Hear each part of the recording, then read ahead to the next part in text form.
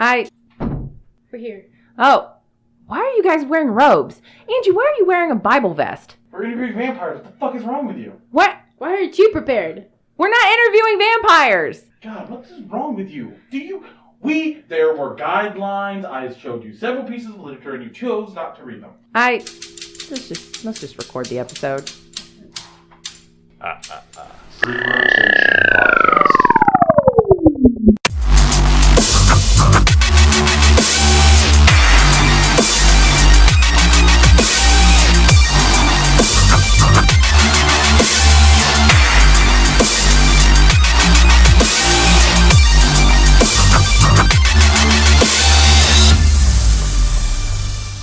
Hey guys, welcome to the Free Rotation Podcast.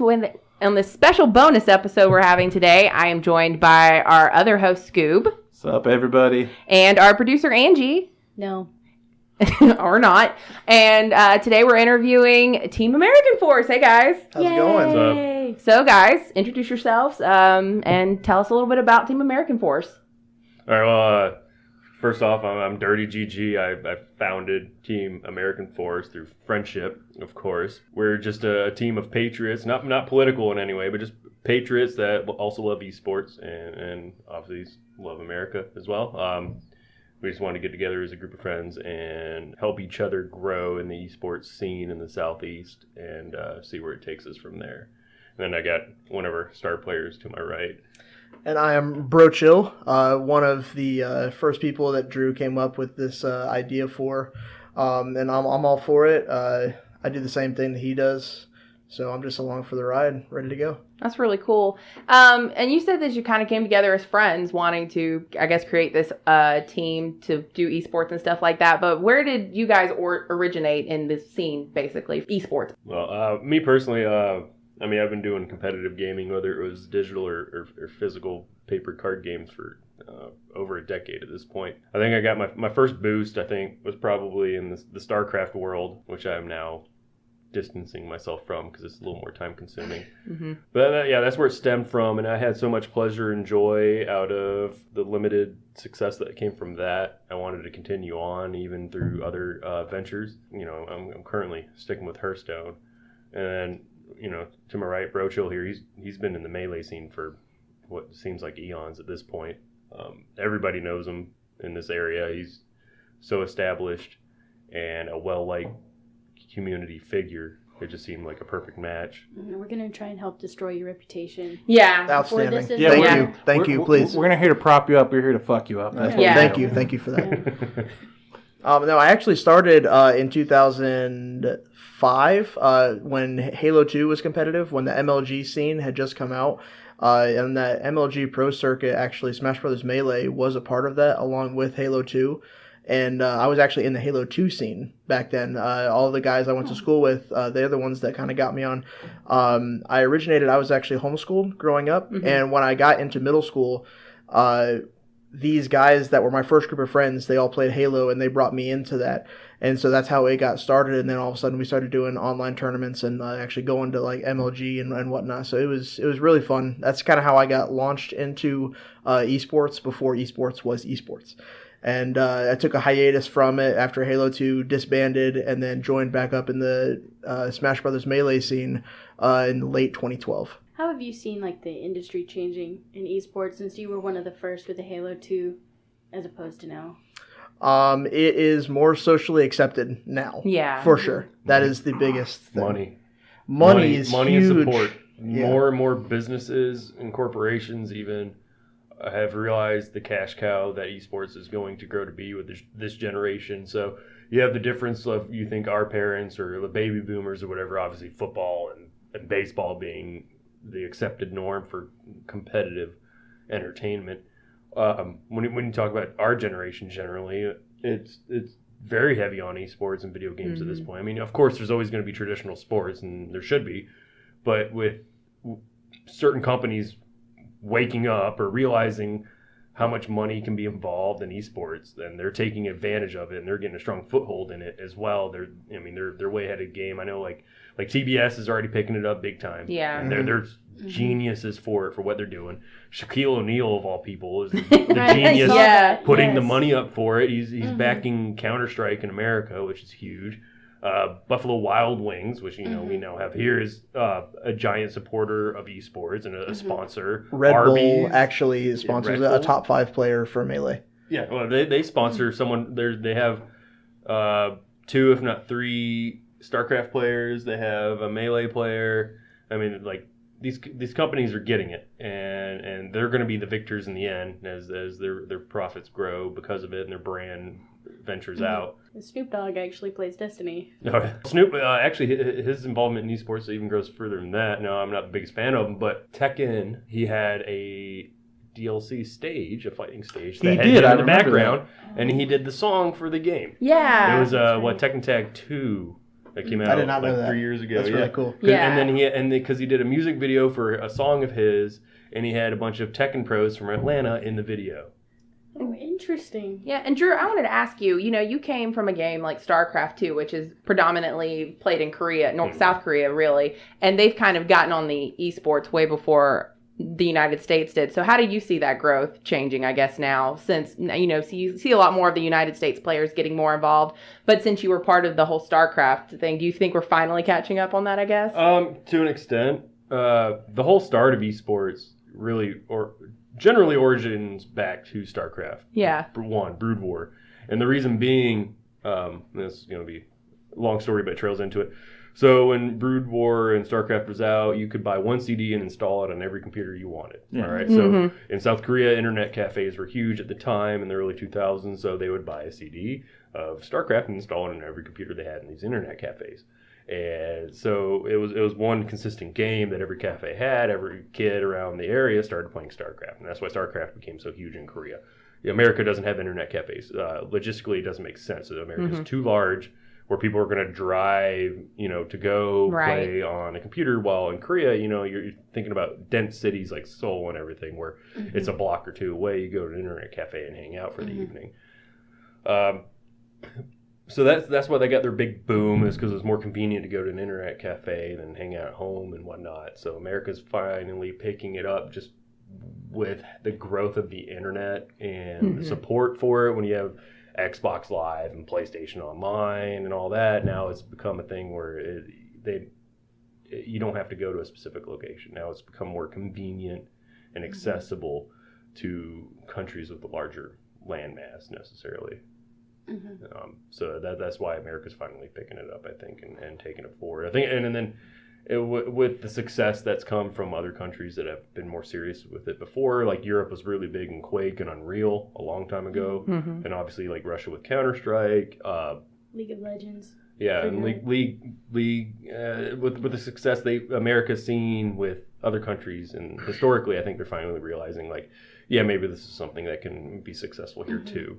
Yeah. You think sponsorship is big on why we're so far behind? Because you can read horror stories on Reddit about people joining a team where they were supposed to have sponsorship, quit their job, go, and the sponsorship never came through. Do you think that that's also increased?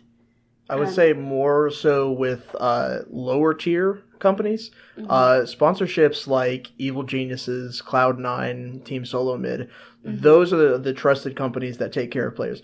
All of those companies I just listed all have a top 5 or retired top 5 Melee player.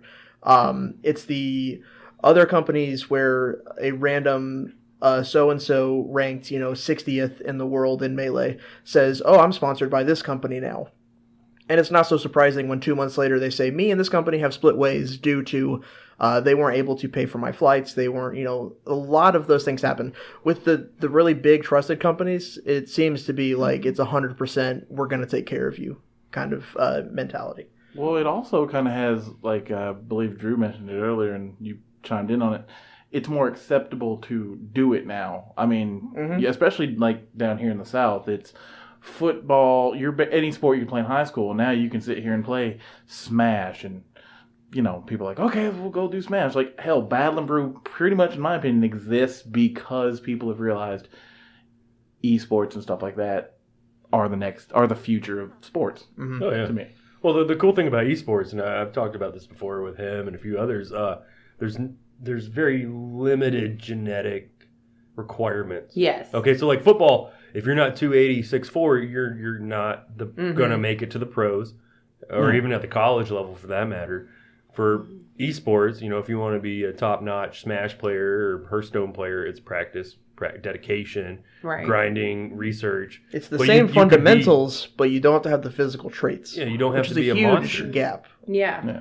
You just have to have the dedication and above average hand-eye coordination, which grows as well. Yeah. You can't grow in height. You can get better when it comes to hand-eye coordination, quicker reaction times, that sort of thing. I believe I saw a little stat where it said that people who play a lot of games can focus on 3 or 4 or 5 different things, both mentally and with just their hand-eye coordination, than any person who doesn't. There's also, psychological studies that say if you're doing a pure IQ test, so it's not one based on English, math, any of that, but it's purely based on your spatial reasoning, gamers consistently have the highest IQ because they have the best spatial reasoning there is and the best hand-eye coordination. So it's interesting to see how that really does play a huge thing in just your normal life, even though most people think, hey, you're a gamer. That's kind of lame. What do you do all day? Also interesting is that people who watch SpongeBob consistently scored lower. Yeah. Not related. Not related. I believe it. Yeah. I really do. I wouldn't even look up a source on that. I believe it. I would like to point out, I think my favorite thing about SpongeBob just is Pantera has a song in an episode. Did you not know that? I did not know that. It's the hibernation episode where before Sandy goes into hibernation, where she's like, I know what you're. Before she's skating through the industrial park. Yeah, it's a Pantera song. It even lists them in the beginning of the episode. It says the special musical guest Pantera. I'm like, what? I need to look that up later, dude. It's and I appreciate your Tim Allen there. Yeah. I don't go outside. I watch TV and play video games. It's what I do. I could be the next Olympian. So let's get into why did you choose Hearthstone as yours, and BroChill's why Smash? Why is that your chosen game? For me, for Hearthstone, I've always been a card game nerd since middle school, even. Yeah, I know. By the way, I've known DirtyGG for 15 years. Yeah, it's probably about 15 at this point. That's how we get these ends, people. Yeah, I know people. I've played every card game you can think of, and I've always loved them. And then a lot of competitive gaming necessarily, but my true passion has been card games and strategy, right? Yeah. So that being one where it's close to home to me and something familiar, and I think Hearthstone's a relatively balanced game. It's fun to play. But the accessibility of it, I think, is probably the main reason. I can play it on my phone, I can play it on my computer, I can play it on a tablet. I could be waiting in line to get a sandwich at Subway and play a game of Hearthstone. And you don't need a physical collection like you would with, say, Magic. You don't have to carry around a binder. You don't have to carry around a deck box. You don't have to carry around counters and all this garbage. Yeah. You have it on your phone, good to go, whenever you want. I can definitely say, DirtyGG, he had our fireside gatherings in our area. That was one of the first times I started playing Hearthstone. That's right. Was Angie had been playing Hearthstone, and she was like, no, you need to come out and hang out, and we'll play this game. And that's how I learned how to play Hearthstone, was because of DirtyGG. Yeah, a few people picked it up during those days. Those were great experiences. Yeah, that was a lot of fun. Mm-hmm. It was a lot of fun. And Hearthstone can bring people together with their fireside gathering setup, which could use a bit more support from Blizzard, no lie, but it does make for good, friendly meetings and shared passion to help grow each other's skill base and knowledge of the game, or just even to share a few beers. Other. Yeah, just hanging out. He kicked your ass when he's here. What about you, BroChill? So, story time. I love this time. Go ahead. Yes. So I talked about in 2005, 2006 with Halo 2. It was very hard to maintain a team. This is 4-on-4. This is this typical layout for Halo, and it was hard to have to manage having a team with other people. And so we disbanded after 2 years, and after other Halos came out. So taking a hiatus from it, I still had this drive to want to compete in something, even though I wasn't great at Halo 2. I was good. I wasn't great. I still had a drive to compete in something, and I knew that this game wasn't going to come back. And so in high school, I had another friend who's actually the third on, or who's a part of our team, G.A. West. He was very big into the Georgia Melee scene. He was actually ranked number 1 in Georgia and was top 50 in the world at this time. Oh, wow. Now, he failed to mention to me that there was a big competitive scene. So him and I were friends, and he was a little bit older than I. I would go over to his house, and he would, we would play this game. And, like, everyone's played Super Smash Brothers, whether it's 64, whether it's, Smash 4. Everyone's played that at some point or other at a party, doesn't have to be on a competitive level. So I would go to his house in high school, and he would just trash me. And he would teach me all these things. He's a very great teacher. And he would show me, like, all these cool things. And I'm sitting here thinking, like, okay, this is really cool. But why? This is just a one-player game. This has no internet connection. This has no anything. And so, like, I would learn these things, and I'd go home, and I would, like, practice them, and then I would just slowly it would just filter away because there was no base. He failed to mention that he was actually going to these big tournaments and, placing really well and traveling all around the world. That is. So in 2012, we continued to keep playing this game, and he said, yo, we should try to get a community together to all play this game. And I said, okay, this is a really great idea. And so we started doing that. I didn't realize how many people were actually playing this game and trying to also be competitive. Around the same time, there was a YouTube channel called like East Point Productions, I believe. They created the Smash Brothers documentary. And it's like a 4-hour thing, and they go through the whole base of when Smash got started to now. And I watched this video at the same time, and I was just blown away that all this was going on right under my nose. And at that point, I knew, like, okay, this is going to be like my niche, because I have a great teacher and a guy that lives 5 minutes away from me that has so much experience and, really wants to improve the scene in general. And he's all about community and trying to bring people in. And at the same time, I'm hearing about all these other groups of people from these other games and fighting game communities and these other things where the communities are just nasty to each other, and it's just awful. And it just comes with that online personality, like Call of Duty. Oh, I effed your mom, whatever. Like, yeah. And they're 12. And so, but in Smash, it's a local. To answer the question, Smash is a game where you have to play in person with the guy sitting next to you. So you can't have that bad sportsmanship. You can't, of course there's going to be bad apples, but for the most part, I mean, I've never been around a more like community that's trying to improve the other person. Even if you trash someone in a tournament, it's kind of common courtesy to be like, hey man, like, this is what you should do. And then after you do that, you work with them. It's a thing where, you fist bump someone as soon as you sit down, and you shake their hand as soon as the set's over. And it just kind of like brings people together. And I think a lot of people have kind of developed a great social agenda by being able to go publicly with these places and actually be around a group of people, and it actually brings a lot of people out of their shell. And this is the kind of thing that I'm very much in support of. Yeah, it's a shared passion for a very old game that, like you said, has no internet connection. Like, to keep that alive, there has to be a strong knit community of shared passion and love for each other to keep it going, and support of each other. Like, oh, I have another friend that still plays this game that's been out for 15 years. Like, probably should treat him well and keep him around, and vice versa. When we're getting trashed by other places or other games like League of Legends and Counter-Strike, like, we know, like, we're going to struggle with putting in those numbers.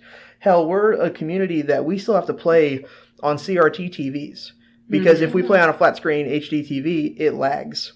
Yeah. So you can imagine like how hard it is, but you can also imagine like it's like building the treehouse is more fun than actually like having the treehouse. Yeah. And this is kind of like, the ability to have a group of people, especially when you're talking about people who bring their setups to across states to go to this place just to have a Smash Brothers tournament.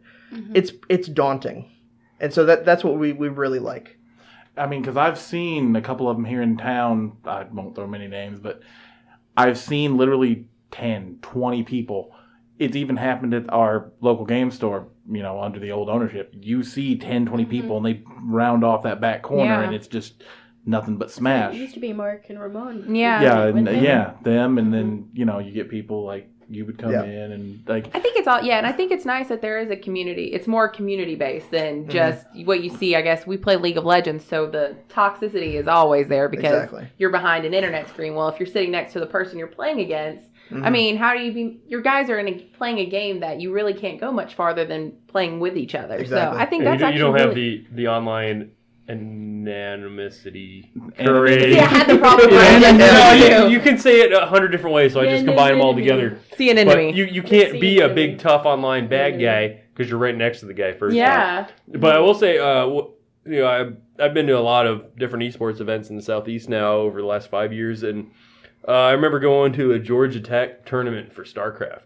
I went to because I had a lot of friends going, just showed up, hang out, and mingle, and I competed as well. But right when I walk in the door, and I'm carrying all my whole freaking computer, my monitors, all this crap in this big giant Tupperware, crate. I walk in, and there's 2 giant auditorium rooms already full of people playing Smash. And these little 16-inch CRTs with little handles on the top, just hundreds of people already, just smashing on a GameCubes. And, this time it was probably 2014, 2013. Yeah. And that's when it woke me up on that immediately. I was like, oh, wow, Smash is really still a thing. Yeah. This is still huge. It's just not getting the television or Reddit publicity that other games are. Well, it's like I've said about Magic for years. People get salty, or you have the bad apples and shit that you were talking about. If you keep the format, or I guess the people around it healthy, if you try to make the next guy better, so you have someone that'll push you to the limit and test your skill, it's nothing but good for the format or the game. Oh yeah. 100%. When I get wrecked in tournament because I have to play top players. I've been playing for 5 years now. And I've gone to different states and big major tournaments where a lot of the top 100 players go, and eventually I get far enough in bracket that I have to play one of them, and I know that my fate is near, and I know that as soon as I play them, I'm like, please offer to play with me after, please show me, because I want it. And that's the problem with other fighting game communities. I won't give some names, but we have some friends who they don't like to lose, and they've told me several times why do you want to play a game where you're going to get smashed by someone? He's like, don't you want to play a game where, you want to be the best? And why do you like losing? I like losing because I like learning. Mm-hmm. And if you're playing a game locally where you're just beating everyone around you, what fun are you having? Well, you never get any better unless you play someone better than yourself. The only way to learn is by losing and playing someone better than you, and then otherwise you get lazy, you get simple, and you just keep smashing on through until you find that guy that's a challenge, and you have to bring your A game and then some, and actually start figuring out more things. We all got better at Magic because we had to play against Marshall and Arya. Yeah. And Bernardo. I mean, these are tournament winning. Yeah, these are champions. Bernardo has at least one top 8 that I could think of. Yeah, Arya is consistently a great player, and he was one of those people. Shout out to Arya. He always, if you played with him, it was never an insult. It was never anything like that. He would say, hey, maybe you need to do this, or next time you see something like this, play this. And I think that really does make a community grow and make a game a better game to compete in. You're not just sitting there always worried that you're going to have a bad game and then the guy next to you is going to be a dickhead to you about it. Yeah, because you always hear about the negative online experience of every game, specific Call of Duty.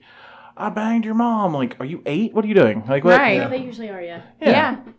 But I wanted to ask you, BroChill, you also do commentating. Yes. For different games. So how did you get into doing that? So I'm actually really good friends with the guy who runs probably the best stream that we have in Georgia for all the big tournaments. And just being friends with him and just being also friends with other tournament organizers for these tournaments, I'm a ham. I love talking. I love just kind of being the funny guy and stuff. And because I have a lot to say and I feel like I have a decent amount of knowledge about the game, that they kind of put me into it. And they said, hey, we're short on people who can commentate. We think that you would be really good at this. And I remember my first tournament, I showed up just 100% ready to play. And Brandon, the guy who runs the stream, said, hey, Ryan, come here. You should do this. And she kind of put me on the spot. Yeah. And I was like, okay. And I started doing it. And it was just it was peanut butter and jelly. It was, I just started being like, oh wow, like I'm just fluently just going through like play by play, like what's going on. And so I ended up being like his right hand man, and I stopped playing singles entirely, going to tournaments pretty much just to be his like commentator. And so I did that for a couple of years, and then I branched out to actually my first out of state commentary tournament was October of last year. I went down to Orlando, and actually it was Kissimmee, Florida, and it was for this yearly tournament called Smash the Record, which is a charity tournament for St. Jude's Children's Hospital. And I got to commentate that one on a 24-hour stream. So it was. Oh wow! I didn't commentate for 24 hours. I was just one of the contributing factors to it. I was about to say, man, you must have been exhausted. Well, the block I received was not the kindest, so I was in the very, very, very early morning for a couple of hours. Oh, so, man. But either way, I was very humbled by that opportunity to be able to do that, and it's a way to get some exposure. And I feel like I got into it. And I was more comfortable with it mentally because the skill gap for where I am versus where like the other top players are is just it's so great. And I said, how do I feel?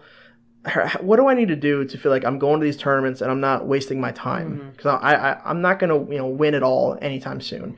So how do I feel like I'm not just wasting my time? And I said, wait, it's like this is kind of like a way for me to get out there. There are people who are, better coaches than players, and there are people who just, have different things, and there are people who are really good at playing who are terrified of a microphone. That's not me. Right. And so I feel like, all I'm doing is playing into my own strengths when I do that. Well, what do you think is more nerve-wracking then? Is it playing the game or commentating the game?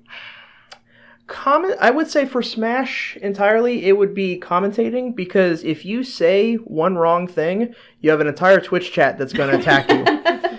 And if you're playing and you make a mistake, people are just like, "Aw," and so it just. Now, if you're playing like on stream, you can kind of get inside your own head when you're playing on like the stream setup, and you have like a productionist, B, you have commentators, and then you have a whole channel of Twitch viewers who are all watching and judging you. That you can get inside your own head and be like, right, I better not make a mistake, and then you end up flubbing, and then nothing works, and then because it's not working, then you really start getting upset and flustered. So you can, but a lot of people try to use the stream as as positively as they can, just to show the world like, hey, look at the cool things that I can do. Commentating is, for me, it's a lot scarier because you have to know everything you do, and if you're playing a set, that set may last 10 minutes, but if I do a commentary block, it lasts hours. Yeah, and you're right, that's the scary part about Twitch, is that there's somebody out there who's going to call all your shit out. Every time. So Drew, I was just wondering, what impact do you hope to have on Hearthstone? So when you guys show up at Dreamhack, what is your dream? What would you like to see happen? Maybe, there's this, I see, and it comes along with the territory, there's a bit of shyness or introvertedness in the esports community as a whole. I mean, and that's just the characters that brings out. Usually gamers are a bit shyer and pulled back. Even on the higher levels when it comes to top tier esports players and competitive gaming and all that, these guys are super quiet, they're reserved. Mannered, which is of course is wonderful, but no one cares to ever show any personality or be a little bit outgoing or a little bit loud even. And I think that is one thing that Team America Force is going to shine at. I'm excited to see y'all at DreamHack. I can't wait. We're a bunch of goobs. We're loud, proud. All that. We like to put on a show. We have our own individual personalities, and they're very strong ones at that, and we're not going to just whisper off the stage. And I hope, if anything, Team America Force can influence other players to do the same. I mean, you think about football, think about how many loudmouth, obnoxious guys are in football, right? Everyone wants to be the big top number one hot dog, showing off, being Billy Badass, right? And I know esports needs that. There's only so many recognizable names in esports. You're either the best in the world or you're the hot dog, right? And we need more hot dogs. There needs to be more excitement. I don't want to say drama, but more excitement, more controversy, and just more outgoing people. More of a narrative. More narratives to bring attention to the whole thing as a whole, you know? I mean, I just think a great narrative that would be great is you have that very reserved, kind of quiet player, and then you have to play him. And I know you, because like I said, I've known you for 15 years. You're just going to be like, yeah, let's do this shit. Yeah, America. Like, I want to see...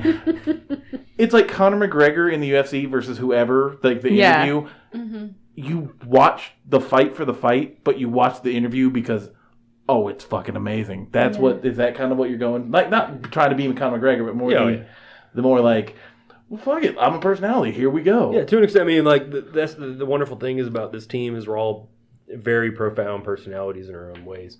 And if that brings anybody else out of their shell to bring a little more excitement to esports and more character, I guess character. There's plenty of excitement in esports. I mean, it's way hyper than any other sport out there. But it brings more character. Character is what's lacking right now. And the more that grows, more people, burst out and bring their own personal character to it, the stronger and quicker esports as a whole is going to grow in the U.S. Just a sidebar. I watch a lot of like normal sports and post-game interviews.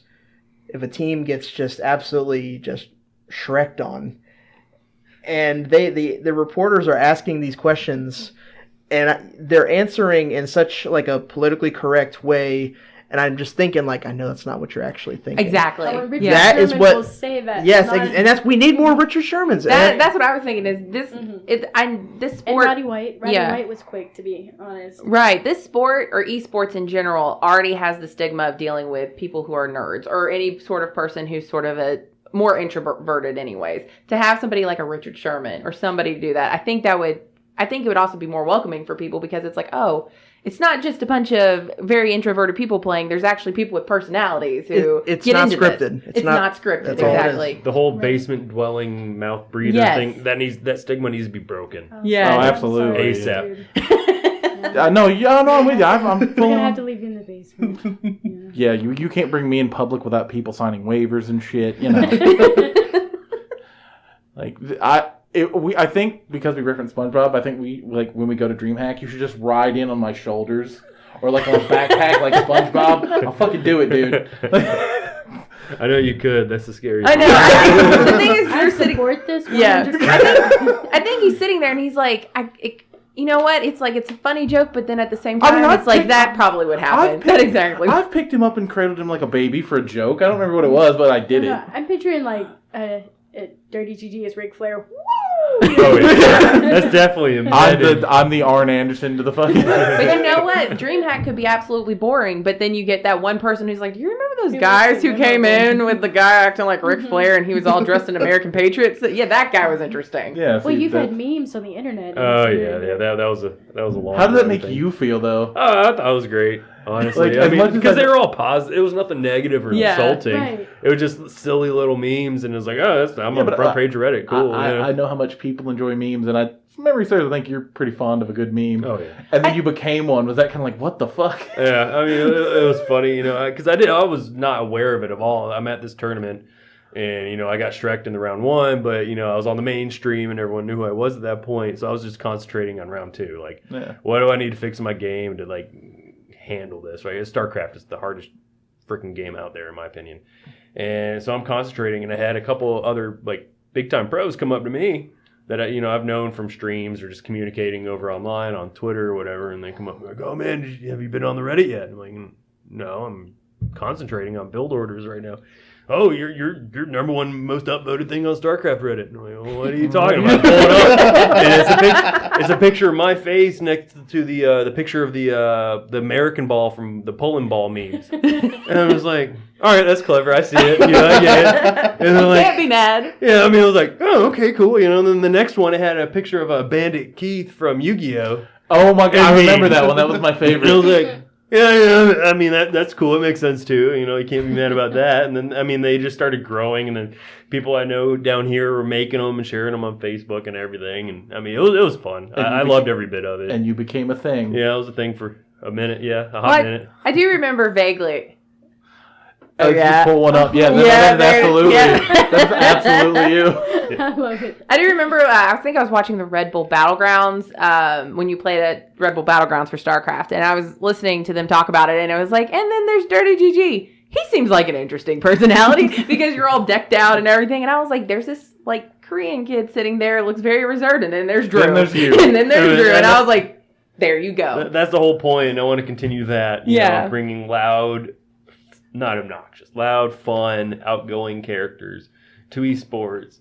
Almost to make it almost wrestling-esque, right? Yeah. I was just thinking over the top fun. I'm right? with you. I mean, you're already playing a game, let's say League of Legends, where you're playing as like these fantasy characters shooting arrows at people and you're turtle and all that stuff. Why can't it be a little over the top? Exploding beer barrels or whatever. Exactly. I mean, why would it not be over the top? That would be fun to And me. speaking of which, DirtyGG, you've also played League of Legends, so Yes. do you think you'll bring that into your competitive repertoire? The time it takes to get competitive in League, I don't think I'd ever want to do. Now, if I knew people that needed a player to help them out in a tournament, yeah, I'd help. But that game, the grind in that game is more obnoxious than Hearthstone to rank up, to get to Challenger or whatever, and I don't want any part of it. Hearthstone games, the average currently is between 7 and 8 minutes, and that's full average, and that's actually being a little conservative. Liberal about it because it's actually a little bit shorter a lot of times. Especially with Fatigue Warrior not being a thing right now. Yeah, I mean, it's like 6 to 8 minutes. Most of them 8. I think I play Control, so they're a little bit longer. But, yeah. So of course you do. I can expect, like a 15-minute game at most, generally. I mean, there's always that one outlier that goes to, Fatigue round 8. But League of Legends, the average game takes how long? Like, from my experience, it's 20 good. 20 to 45 minutes. Yeah, it's like 40 minutes, 35, 40 minutes, because your team never knows when to push and end the game already. And that's not just trying to get into queue on time to sit there. You got a 3-minute queue. You have like a 4-minute champ select and ban. You got like a 2-minute load time because there's always that one player playing on a toaster that you're waiting on. And then you got the game that doesn't start for 2 minutes while you wait for everyone to buy their first items and get in the lane. And then eventually you can start playing. And then you got another 30 minutes after that. Well, Hearthstone takes 8. I'd rather do the grind in Hearthstone. Yeah. And what would you say the average Smash game will take? Because I've seen some, like you said, are like 10 minutes, and then some that are just literally that'll be character and stage dependent. Yeah. If we're talking, if it's like, say, Fox and Falco and Captain Falcon are probably the fastest characters that Melee has to offer. If any kind of those happen, like whether it's a Fox Ditto or Fox versus Falco, Falcon versus Falcon, if those are happening, you could have a set that I've seen sets take 1 minute and 30 seconds. If you have a Jigglypuff versus a Peach, I've seen sets take 25 minutes. Yeah, just because the floatiness is real. Floatiness, yeah, you hit them, and it takes them 10 seconds to get back into the action because they're just whoop, doop, doop, and they're trying to come back. And then, of course, you have stages also. You have stages that are naturally small and stages that are big. And it seems like every time that a floaty character plays against another floaty character, they always tend to end up on the biggest stage. And so, people have time to order a pizza and receive it in that time. That's just how it is.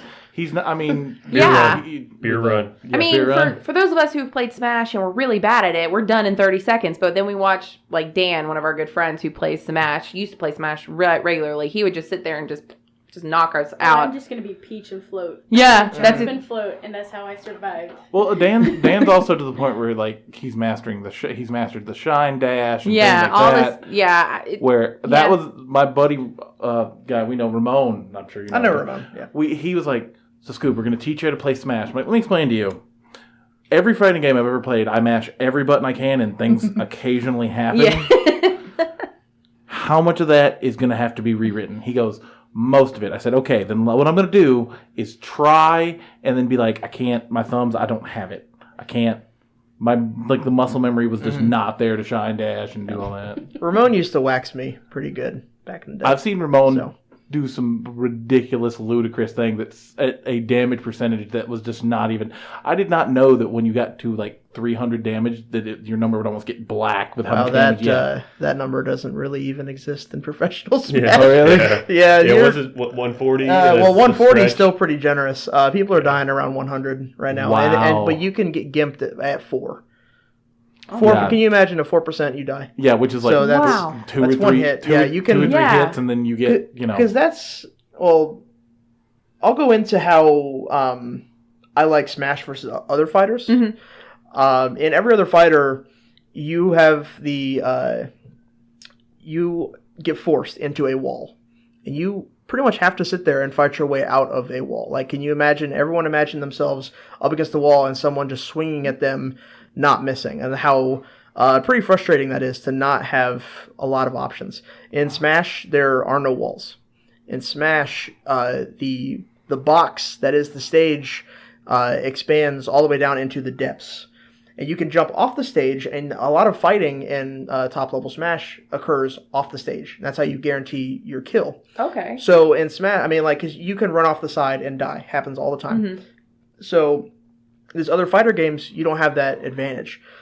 You can, and that's the thing, is like these other fighter games, you have to have chip damage, and you just have to constantly just be at it, and combo them until they're officially gone. In Smash, even if you're backed up against a corner, you can still have an option to run off the stage, and then that opens up a whole bunch of new doors of options that you have for recovery, which in other games, there's no such thing as a recovery. In Street Fighter, if you're backed into a corner, you just kind of have to block your way out of it. and hope they miss or hope They super have doesn't to go drop. off. I've seen, because I watched Evo 2014, I believe, and they had a Melee top 8, and then they had Marvel vs. Capcom 3 top 8. Yeah. I don't care, dude. I love Marvel vs. Capcom 3. So I decided to watch it Was just it regular because. or ultimate? Ultimate. Okay. Obviously Ultimate.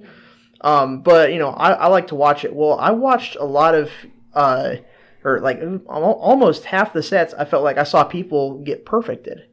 That does not happen in Smash, because if whoever gets the first hit, these guys at the top level, you're asking them to execute. They can do that. Mm-hmm. So you're waiting for them to not be able to execute, and so your tournament life is now in the hands of the other person and how good they are at executing. And all these top players, whoever gets the first hit, whoever that may be, roll the dice on it. Your life is now in their hands. And so it just kind of wasn't fun to me to watch at the top level play, watching people get perfected. And I'm like, well, in Smash, even if I'm getting, body Mungoglied like this, I can still do something. You can always change your position. Right. And these other games, that just kind of brought me down a little bit. I'm like, I don't like that they can't. Like, I'm watching these other, like, a top 10 player lose to another top 10 player because he didn't miss. Right. That kind of sucks. Fun and interactive. Yeah. No, I mean, it's flashy. I love watching the 120 hit combos. Don't get me wrong, but still, I feel for the other guy, because I'm like, man, I've been in his shoes, but at least in Smash, I can choose. I have a lot of different tech options away. So It's not, did he drop the combo and did I get lucky? It's, I hit, like, dodge at the right time. Okay. Right. And then, yeah. Not to say the other fighters are bad by any means, because I mean, I enjoy all of them thoroughly. It's just Smash, I feel like there's just a bigger door than there is for the other fighter games. That makes sense. and this moves up into the newest Smash.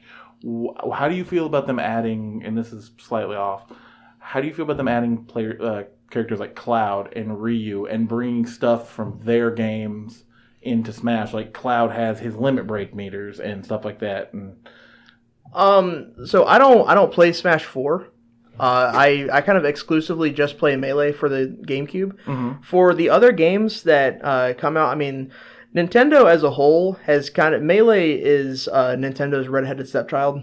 They hate what Melee has become. They think that a bunch of maniacs play this game. That's not Nintendo's standpoint. We all know Nintendo as the family-friendly, Mario Kart-esque kind of type Mario games. Party, yeah. Exactly, and that they believe that they want everyone to win. They want, they don't want there to be winners and losers. They want everyone to have a good time. So when Melee took the scene by storm, Masahiro Sakurai, the person who created Smash, was like, I'm here to remind everyone that this is not supposed to be this type of game. This is not a fighter game. But there was so much data and tech involved in this game that when the new system, when the Nintendo Wii came out and they brought Brawl with it, they intentionally made the game slower and, need I say, dumber to remind the community, like, hey, this is not supposed to be this crazy technical fighter game. This is supposed to be a family fun, friendly, play with, just kind of, haha, I knocked you off the stage kind of game. And so when Smash 4 came out, they still tried to, I believe, and I'm sure I could catch a lot of flack, but people, when they made Smash 4, they kind of went along the same premise. It's just a naturally slower kind of game. To answer the question, because I don't play it and I'm not the one competing it, I think it's cool. I love seeing Ryu in there doing Ryu stuff. Like, I think that's awesome.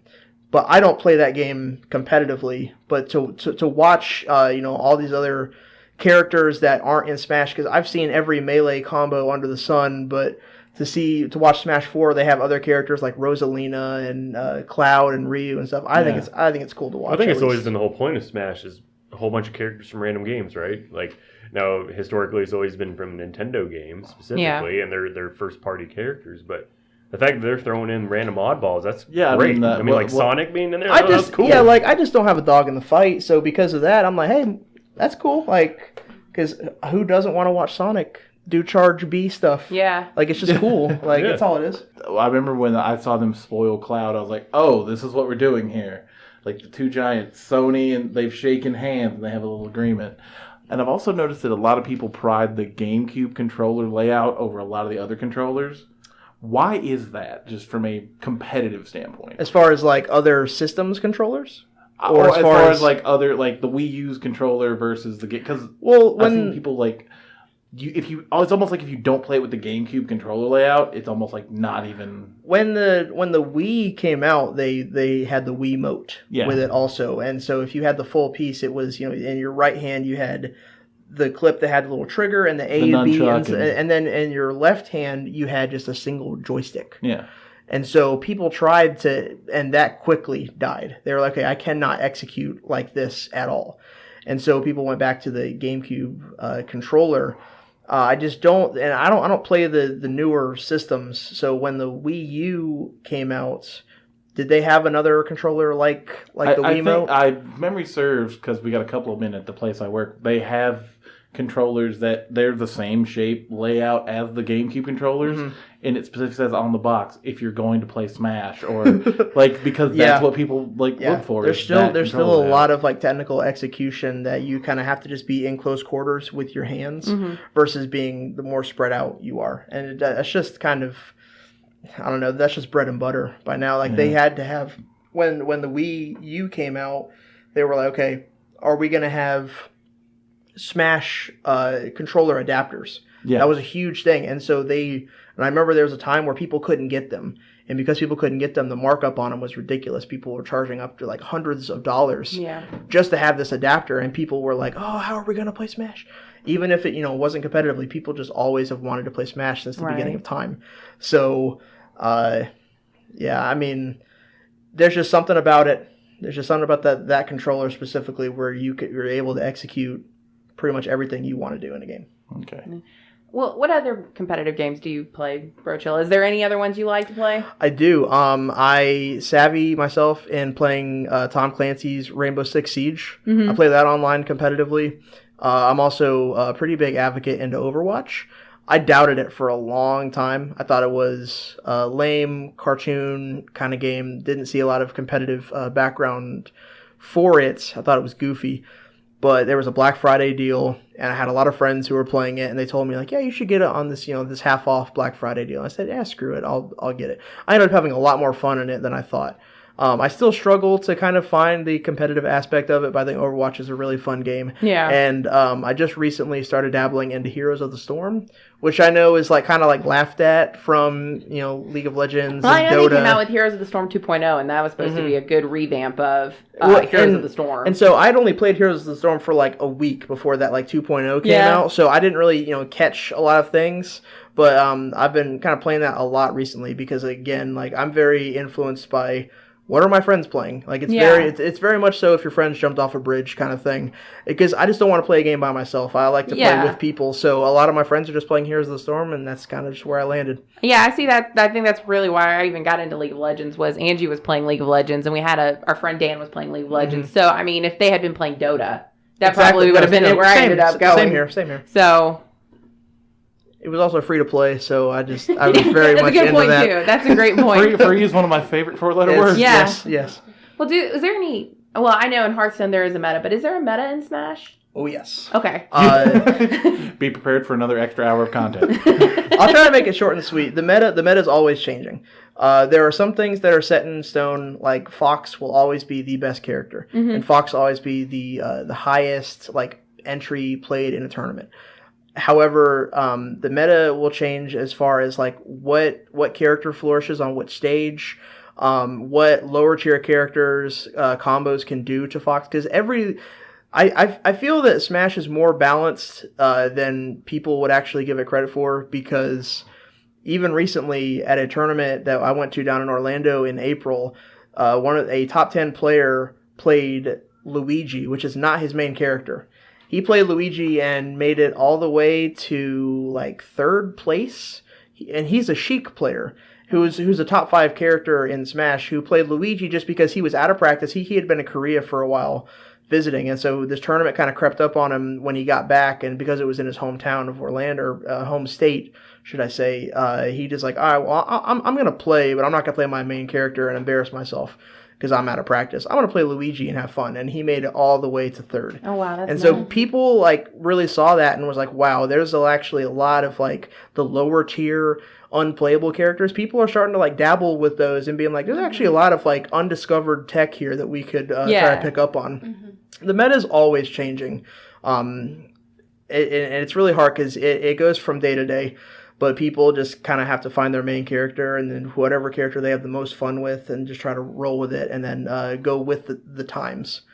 Because technical data will influence gameplay. And this happens, I mean, even this week, there's a new Peach tech that people just discovered that she can do invincible moves off the ledge that has been, like, no one's ever figured that out before. I saw that. There's two different ways. Yeah. I mean, I didn't look too much into it, but I have a couple of friends who play Peach who told me, like, yeah, this is pretty revolutionary. And the thing is that this game came out in 2001. Yeah, that's great. And still, Like- things are still being discovered. Yeah, That's so- really cool. Yeah. Well, DirtyGG, you play Hearthstone, so you know the meta. But what would you say now with the way the rotations are going? What are you seeing with the meta and how it's shifting, I guess, now?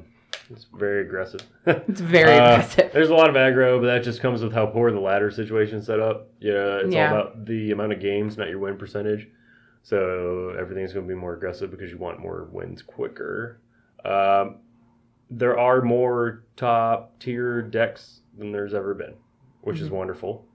Tier 1 right now, I think they're saying there's a good consistent 6 or 7 different decks, meta decks right now, which all have different variations and tech options as well, but that's unheard of. It's always been 4 at most for years now. Now they're saying that, we have 6 or 7 plus tier 2 is just gigantic. Yeah. There's a lot of variation in tier 2. And there's not really a huge difference between tier 2 and tier 1 anymore, depending on how it goes, I think. Yeah, there's some difference. It also comes down to the skill of the player and the luck of the draw. And there's also a lot of counter meta stuff in tier 2 that makes it viable, because it just specifically counters tier 1. Yeah, the meta, it's good. It's just Quest Rogue's a giant problem still, I think, across the community. Everyone hates it. It's the Hearthstone and Blizzard keeps telling us like, oh, well, it has like a 50 to 51 win percentage, so it's not broken, but it's because everybody plays it because it's so good. Everyone's like, oh, I need to play Quest Rogue. So you have a bunch of unexperienced players playing it that drag down its win percentage, while in higher play it's pretty, I think it's a little bit out of line. Yeah. But that's also the current drive on why the ladder's so aggressive still. It's because the only way to beat Quest Rogue is to beat them before they can finish their quest. They finish at turn 5 or 6 in a bad case scenario. So you have to win turn 5 to 7.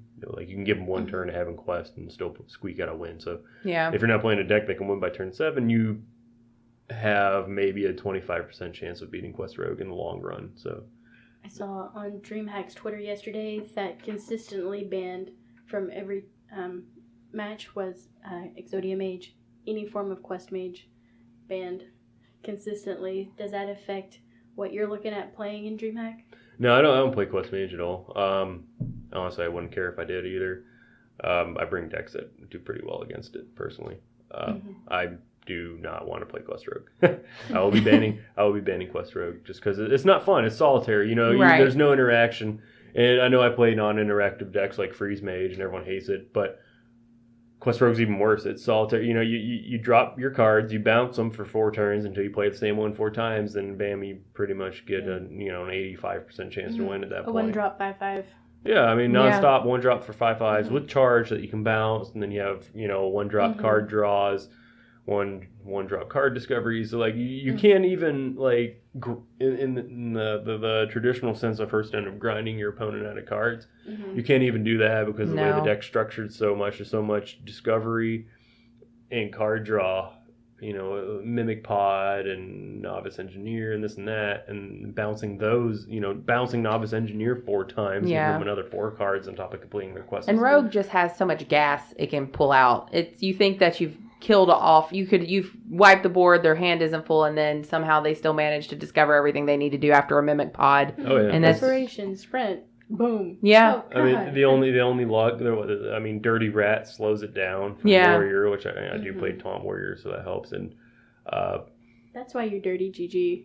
That's where the dirty comes in. Oh yeah, I played double Dirty Rat. I mean, I hate a bad Dirty Rat though. You get that. I mean, that's the only counter though. Is you play Dirty Rat to pull what they're bouncing, so they hopefully you can kill it before they can bounce it again. Exactly. And then you can counterspell the quest if they're stupid and don't play something before they play the quest card. Other than that, it's pure solitaire until they get their quest done. Now they have 5/5s all over the board, and you're struggling to figure out an answer. It's painful for the game. It needs to be nerfed. It doesn't need to be removed. Like, the idea is cool. It either needs like a +1 to the bounce, maybe 5 times instead of 4, or it needs to be they turn into 4/4s instead of 5s. And since it makes sense, if you bounced it 4 times, maybe they should be 4/4s, right? Like keep it Flame Strike. Range. Just keep it pleasing. Why am I bouncing things 4 times to make them 5s? Like, it should be 4s across the board, right? It just makes game design sense. Because it costs 5 to play, you're done. No, I'm just kidding. And I think honestly, and I think this is probably the best option to fix that, because there are other quests that are good. Like, I play Taunt Quest Warrior, and it's very strong. Honestly, if you're not playing super aggro or super late game control, it wins. And I think there needs to be a card soon that makes quests harder. Maybe instead of playing 7 taunts, you have to play 8. Or maybe there's a card that says if your opponent is playing quest, his quest is now increased by 1. So now that Rogue needs to bounce it 5 times instead of 4, and it slows down that steam a bit where it's manageable. And it becomes a tech card. But it doesn't completely kill the deck either, because you have to waste one of your card slots in your deck to play that card if you're really worried about teching against quest decks, which there's only 2, possibly 3 that are viable. Or reset opponent's quest. Reset it. That would be too much. Everyone would I'm thinking of Eater of Quests. You can eat my secrets, I'm going to eat your quest. Everybody would run it if that was the case. Hell yeah. That's bad game design in the end. It's like how, the quests were bad game design. They were. I would agree with that, because they're counterless, honestly. I mean, unless you're mage. Unless, like you said, they're stupid. Yeah. You gotta hope that you're playing somebody who's not gonna realize that you have a counterspell as a mage, which everybody does. When you're playing, when you're talking competitive Hearthstone, no one's dumb enough to play into counterspell. Exactly. Except Toast. But whatever. That's neither here nor there. But let's not talk about Toast right But okay, so what would be y'all's advice for people getting into maybe esports or wanting to jump into competitive gaming in general? Play, grind, play more. Go out to every event you can. If it's feasible or affordable, go to events, meet people, play more and more and more, and learn from the other people you meet. And then play some more. And play some more. Talk to your friends, find your game, grind. That's how you do it. It is so much harder for someone to try to work themselves into a game without any kind of like friendly, that friendly like guiding hand. Like, to do things by yourself, because it does happen. We have people in our Melee scene that kind of come out of the woodwork that don't have any friends, that just automatically just start playing. My heart goes out to them, because I couldn't do it. Yeah. Research too, actually, I think is a bit important. with Hearthstone specifically, with it being a card game that can be tracked and there's statistics out the wazoo of, what the win percent is when you play this card, what's the win percent when you have this card in your opening hand, what's the win percent against this deck while you're playing this deck. I'm sure the same is with Melee, like what's the percentage that, Captain Falcon beats Peach. Like, pay attention to that kind of stuff. It's important to know, like, oh, I'm playing against a Captain Falcon, I should probably not play X character, I should probably bring my secondary this character to counter them. You need to know happens way more than you think. All these counterattacks, and you have to stay up to date with the meta. So, I mean, with Hearthstone, it's extremely relevant. Knowing you're going against, Hunter, you probably shouldn't bring your Quest Rogue deck out. You should probably bring something else. Like, that's huge. A lot of people will just stick with one deck or one character the whole time and not pay attention to what else is going on in the world and think that their skill with that character will carry them. Well, that's not the case anymore. Like, the game is too developed. People know too much. You have to have that same level of knowledge, even if it's something you don't focus in. I don't play Shaman currently in Hearthstone. I know what's in the Shaman deck, all three of them that are relatively viable. I know how to beat them with every deck I play, and I know what to look out for. And I know how they win, and I know how to look out for that, right? Yeah. It's something, same goes for Melee. Like, you got to know how to beat everybody, even if it's not with your main character, with your second or third, you still got to know it. So it's really important to keep up with the statistics, the research, the updates, what happened in the big tournaments recently, what's hot, what's not. It's a long, painful grind to get good enough, and then also a lot of homework and research to keep up with what's going on, and it gets out of date really quick. Hearthstone meta is changing every week and a half right now. Melee is a bit more established, but there's still things being discovered that you have to know how to deal with if you come across it. It's also a mindset. Like, Dirty was talking about Falcon versus Peach. Well, you could talk to some Captain Falcon players who are, they do better against that matchup, and they'll tell you all day, oh yeah, Falcon beats Peach. And then you have some Falcon players who don't have a handle on Peach and will say, man, like, I've been thinking about changing characters because I just don't see how Captain Falcon wins this matchup. Then you have Peach players who have the same kind of two-faced mentality about Captain Falcon. So a lot of times it's just, playtesting yourself and then seeing, like, okay, what do I think? Like, yeah, I've heard people tell me this, but let me try. Because there's a lot of factors. Know your opponent, too. There's a lot of factors. Like, if I go against someone who's, ultimately better than me, he's playing Fox, who's the undisputed best character, and my main character is Dr. Mario. So if he beats me, is it because he's better than me, or is it because his character is better than mine? There's so many factors, and you just kind of have to play test it yourself. And I'm sure even because there are people like those underdog matchups, because when the underdog wins, it's just a unanimous. Everyone's like, oh my god, did this Kirby just beat this Fox? Like, that's just like, a huge thing. And I'm sure it happens the same way in Hearthstone. Like, there are just some decks that you could find. There are some decks that are just hard counter to others. But if that deck somehow wins, everyone's like, what? So, I don't know. I think it's very cool. Yeah. It's kind of that Rudy moment, like, oh my god! Absolutely. Well, now with all this talk of grinding and research and whatnot, how do you balance, like, work, life in general, and then prep for your big tournaments and stuff? Like, how do you find that equilibrium there? It's increasingly difficult. Every month it gets harder and harder. I work overtime, have a love life, have a child, have friends, social life, other hobbies, other games I do like to play. You just gotta squeak it in whenever you can, I guess. Sometimes when you're a little bit more limited on time, you have to really push yourself to focus the most and either absorb the most information you can and truly concentrate, instead of having 8 tabs open while you're trying to play, and go for the win streaks and make sure what you're reading is accurate, instead of reading that while browsing Reddit, Facebook, and YouTube at the same time. Really just dive in and stay focused, and then be, just squeaking it in whenever you can. You're on break at work, you're waiting in line for dinner, maybe you squeeze in a couple games before you go to bed, or maybe you're waiting for the shower to warm up and you squeeze in. You just have to find time and squeeze it in. You have to just come to this realization that you should have no dead time.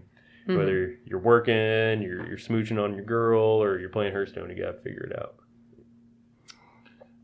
It's tough for me because Smash operates ideally on Saturdays.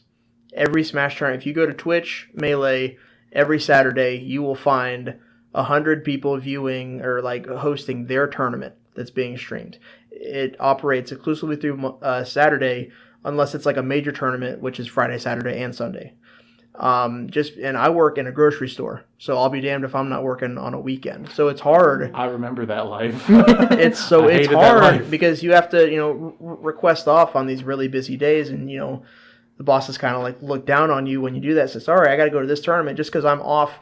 I might have a Tuesday or a Wednesday off. Well, that doesn't really help me for Smash because nothing is happening on a Tuesday or Wednesday for Smash. So finding those times to get off work and to do that is very rough. Now, as far as there are a lot of training setups that Smash has now. There's this glorifying new thing called 20XX, where you can have a Wii and you can mod it to where the computer characters are actually doing crazy stuff. And it's not just, your average level 1 computer that just kind of stands there. So you actually can, there are these training tools that you can have. And there's also this thing called NetPlay, which is pretty revolutionary, where you can actually play Smash online, play Melee exclusively online on your computer. You have a GameCube port adapter that it has a USB end that goes into your computer, and then it has two GameCube controller slots, and you can play online with this thing called Anther's Ladder, where you can find someone in New Jersey. It's like, hey, I'm hosting, and I say, okay, I'll jump into your game, and you can play this person. Those things help for people like me who have to work on weekends sometimes, because it's a little bit harder for me because again, box TVs, carrying them around, having to find people to play with. There's no matchmaking thing that for me. So it's a little bit harder to find those times. So I have to end up, putting time aside and saying, hey, everyone needs to come to my house this Wednesday, and we're gonna play, we're gonna practice, and we're all gonna get good. So that's I have to make those sacrifices to orchestrate a bunch of people to get over to my house versus if I was trying to get good at CSGO, I could just jump on my computer at any time and find a pool of people that are trying to play. So. Yeah. Get good, son. So that's another thing where you think where sponsored players are better because their job is streaming Absolutely. and playing these games. That's why you still roll the dice. There's a top 20 player who he was working at a big legal financial place as an accountant who quit doing that just to play Smash. You have to really know what you're doing. You have to really be confident in those kind of questions. I don't think I could do that. If I had that kind of skill and I had some kind of big boy job like that, I don't know if I'd have the cojones to make that kind of judgment call. That's actually what happened to me because I used to play Magic the Gathering competitively. And I mean, we were just getting into it, but I ended up going to law school. Now I'm a lawyer. And you're an accountant now. We don't have the time we used to have to sit down. I told Angie, I really, at one point thought about, I really would like to play Hearthstone competitively, but it is scary to think, you have to make that grind to get good at that. And then on top of that, you're already working 8 hours a day, 5 days a week, more so if you have a job that lasts more past 5 o'clock every day. So it is scary to think people. I guess that's where different levels of dedication come in. Yeah. Well, let me go into detail with the sponsors because it's not just because you have a sponsor. If I'm sponsored by Alliance or just any of these Cloud9 evil geniuses, you're not on their salary. They don't just pay you for living. They cover your flights and your lodging and food vouchers.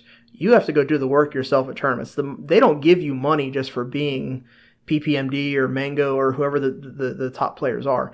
You have to earn it yourself. So just because you have a sponsor, that doesn't mean you get to live for free. And that just because, I'm just good and I just have to show up to things because I'm getting, a 9-to-5 paycheck anyway. No, that's not true. They're just here to make sure that you're not covering expenses out of your own pocket. You still have to fly to Las Vegas for Evo every year. That still has to happen, and you still have to perform. If you have a bad day and you don't, if top 8 is the only payout and you place 13th, that's on you. Yeah. You got a free ride to Las Vegas, but they have bills to pay too. So that's why I'm a little bit more hesitant with dropping all of my responsibilities in life to kind of go there. because you have to be consistent, and that's asking a lot. Okay.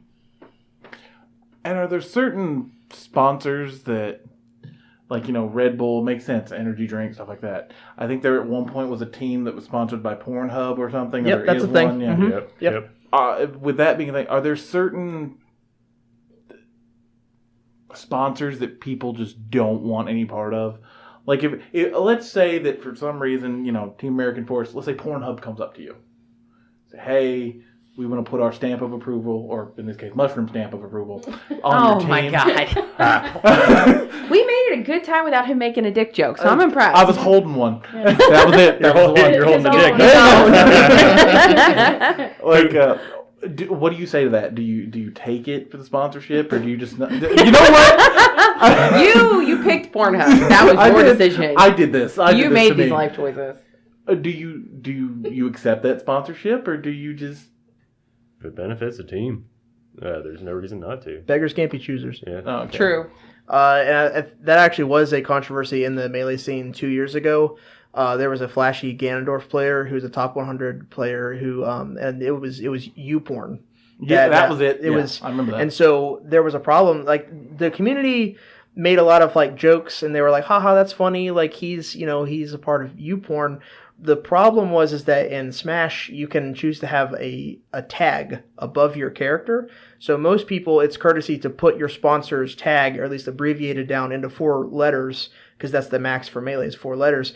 The problem was that he put YP as his thing, and so the guy who was streaming it, who was like pretty much the #1 streamer in USA, he told him he couldn't have that on his tag because he didn't want his stream to be associated. Exactly. Yeah. So that there was a controversy with that for a little bit, but other than that, you kind of, if any kind of sponsor, if Sitgo came up to me and was like, "Hey," I would be like, "Yes!" Like, I'd be ecstatic. I'd be ecstatic. So I don't know. Well, guys, I think we're gonna start wrapping this up a little bit, but can we get a shout out, or where can they find you guys located on the internets if they want to check you guys out? Yeah, I mean, we have our Facebook, Team American Force. That's our main hub when it comes to updates about events we'll be at, or what we're working on, or just social interaction. We have a Twitter as well that's starting to grow. Same thing. It's American Force GG, but searching Team American Force on Twitter pulls it up as well. So those are the 2 outlets we're currently working on. Then we all have our own personal Twitters that we keep for personal life as well, which we don't mind followers from the team followers. I encourage it. Yeah, we don't mind that either, but it's less gaming related generally, more just about, like, oh, I'm grilling out today, making some wieners and having a beer or two. But, still waiting on the Pornhub sponsorship. They ain't called me back yet. We're looking to centralize on Facebook at Team American Force, and then also I've been streaming a lot on Twitch lately, and I will continue to do so. BroChill's thinking about starting up as well. Not so much for Smash, but just in general. Yeah.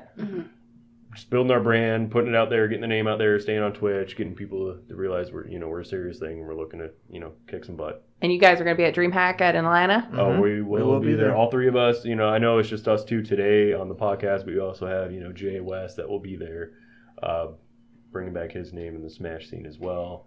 If anything, we'll be loud, and people will know who we are. And we'll be there cheering. We will be there. We appreciate that. And DirtyGG might be riding in on a magnificent man. One can only hope. Yes. I'm hoping for this. This is also my excitement at this point. I see him thinking about it. He's like, maybe. But so just for us, if you want to find us, we are on the Free Rotation Podcast on Facebook. You can find us at the Free Rotation on Twitter.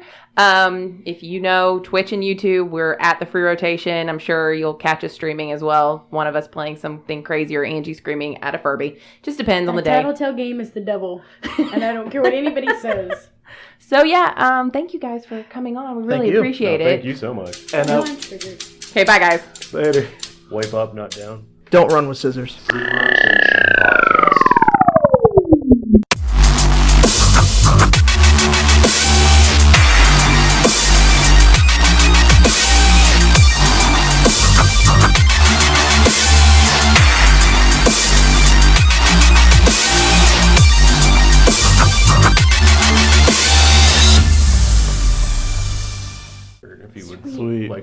If not, just keep him extra small and he'll wear it as a headband. Can confirm. We'll do this.